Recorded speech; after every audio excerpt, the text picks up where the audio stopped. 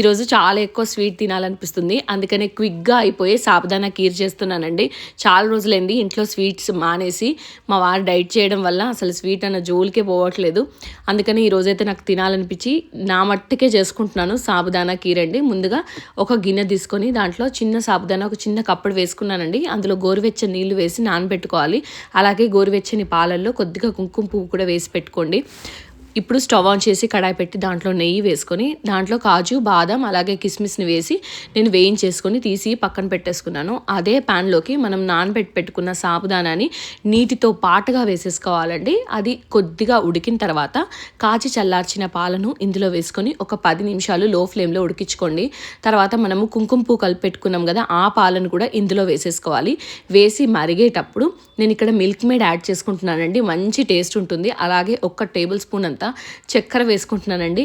కొంచెం చక్కెర వేస్తే ఫ్లేవర్ మంచిగా వస్తుందని.